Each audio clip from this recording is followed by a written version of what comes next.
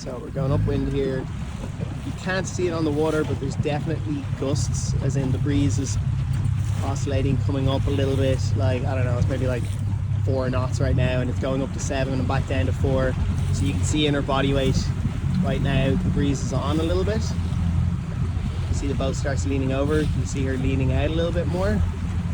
So all these little gusts that you're not seeing, but you're feeling through the boat, you have to start thinking about how do you maximize those. So I would be letting the gust hit me a little bit, let the boat lean over, and then aggressively flattening out the boat a little bit and getting a little bit of a fan going in the sail.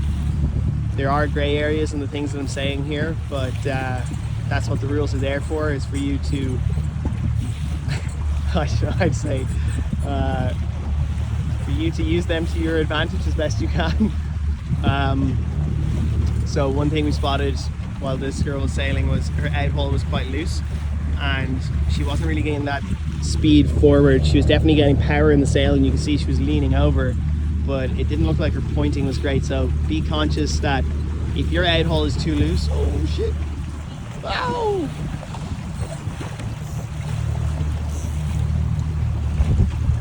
It's one thing to be conscious of, is if your outhaul is too loose, then you're going to get a lot of sideways drag on your sail and not a lot of forward propulsion.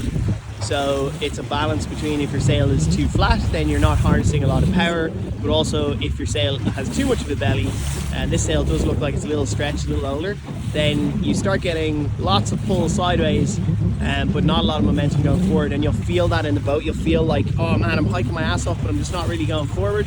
Or I can feel like the boat's kind of going sideways or stalling a little bit. One thing to spot there is a duck in that stern is she was way too late on reacting. If you know you're going to have to duck a stern, you're better off ducking early so that you can do a much more gradual bear off and point up again and really come off their stern with speed. So this girl's got really good tack. Oh, she missed it on the end there, but really nice movement though. You can see that her timing in how she's steering the boat and using the rudder, and where she's putting her weight at the start of that tack, is really good.